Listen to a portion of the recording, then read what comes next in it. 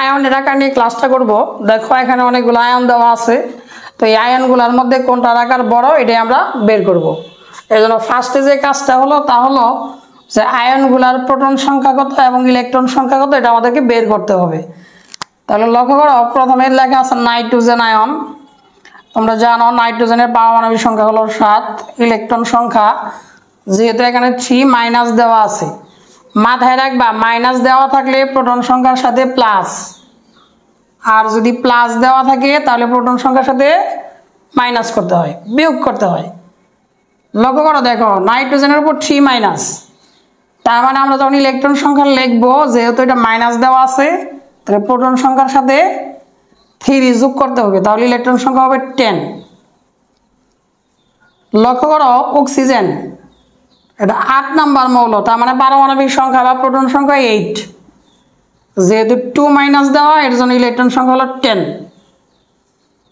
Chloride ion, এর পারমাণবিক সংখ্যা হলো 9, যেহেতু এখানে একটা মাইনাস দেওয়া আছে এর জন্য ইলেকট্রন সংখ্যা 10। নিয়ন, এটার প্রোটন সংখ্যাও 10, যেহেতু প্লাস মাইনাস নাই এর জন্য ইলেকট্রন সংখ্যাও 10। এখন আসো সোডিয়াম প্লাস। দেখো সোডিয়ামের পারমাণবিক সংখ্যা হলো 11, কিন্তু একটা প্লাস দেওয়া আছে না, তাহলে এই যে প্রোটন সংখ্যা থেকে 1 বিয়োগ দিলে যা থাকবে তাই হলো এর ইলেকট্রন সংখ্যা। তাহলে লক্ষ্য করো ম্যাগনেসিয়াম 12 নাম্বার মৌল, প্রোটন সংখ্যা 12, তাহলে প্লাস কত দেওয়া আছে 2 প্লাস, তাহলে ইলেকট্রন সংখ্যা যেন কীভাবে বের করে, জাস্ট প্রোটন সংখ্যা থেকে যদি প্লাস থাকে যত প্লাস তত বিয়োগ, তাহলে কত বলো 10।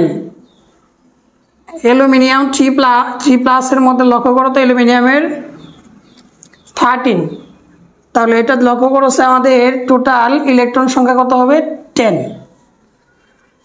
তাহলে লক্ষ্য করো এই যে nitrogen 3 minus, oxygen 2 minus, fluorine minus, sodium plus, magnesium 2 plus, aluminium 3 plus, সবগুলো আয়নের দেখো ইলেকট্রন সংখ্যা সমান।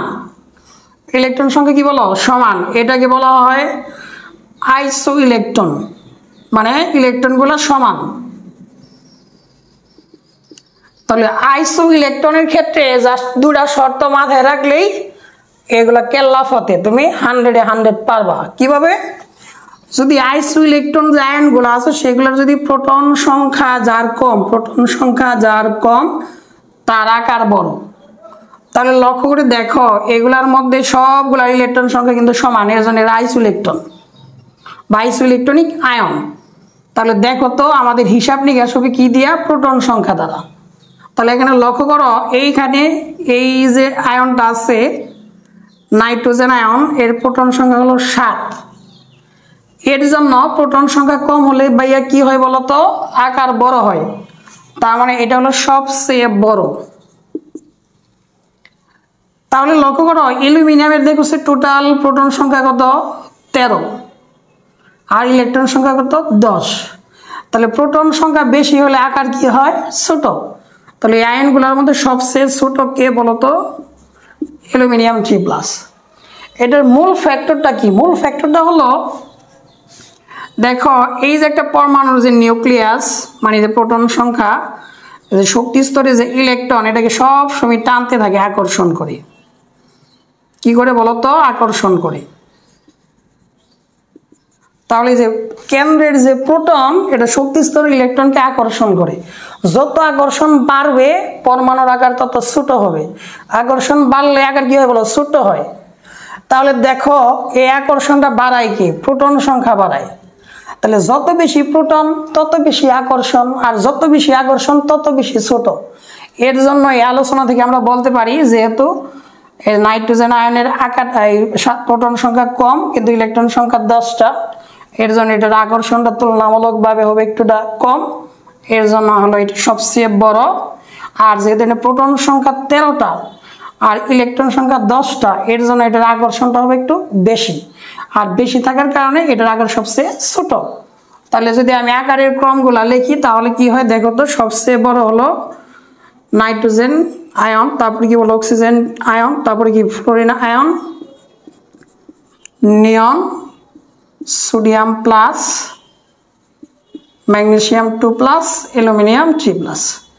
সবচেয়ে ছোটকে এটা, দুঃখিত, সবচেয়ে বড়কে দেখো, সবচেয়ে বড় হলো এখানে নাইট্রোজেন 3-, আর সবচেয়ে ছোট হলো অ্যালুমিনিয়াম 3+। এই ক্রমটা মাথায় রাখলে তুমি 100 পারবা। ক্লাসটা ভালো লাগলে লাইক করে ফেলো, বন্ধুদের জানিয়ে ফেলো, আর সমস্যা থাকলে কমেন্ট করে ফেলো। ধন্যবাদ সবাইকে।